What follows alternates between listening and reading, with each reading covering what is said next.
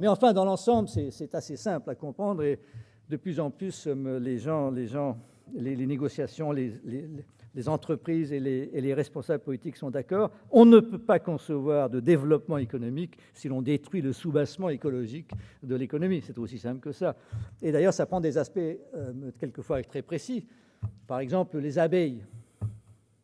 Les abeilles, elles pollinisent les arbres fruitiers.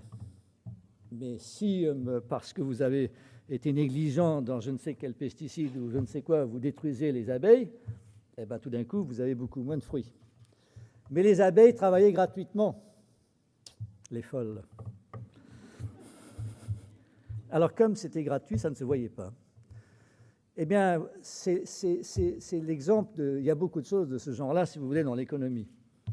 Si je prends l'un d'entre vous, je ne sais pas lequel, et que je lui tape dessus et que je provoque quelques blessures qui ensuite l'obligent à aller chez le médecin et à acheter des médicaments, je fais monter le PNB. Mais est-ce que c'est bon pour lui? Ben non.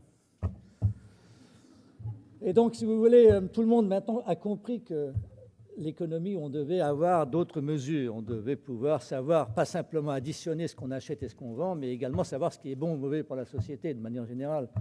Et donc, dans ces négociations, je pense que nous serons d'accord pour demander que dans les prochaines années, nous ayons une méthode qui nous soit proposée par peut-être la Banque mondiale et d'autres, qui a déjà commencé à faire ce travail, pour comptabiliser le capital naturel. Est-ce que nous avons accru notre bien-être dans les 5 dernières années? Et est-ce que pour autant nous avons conservé et même amélioré notre capital naturel? Parce que maintenant on investit pour l'améliorer, c'est l'ingénierie écologique. On peut améliorer la productivité d'une terre, on peut améliorer ou faire venir plus de biodiversité, on sait faire toutes ces choses-là.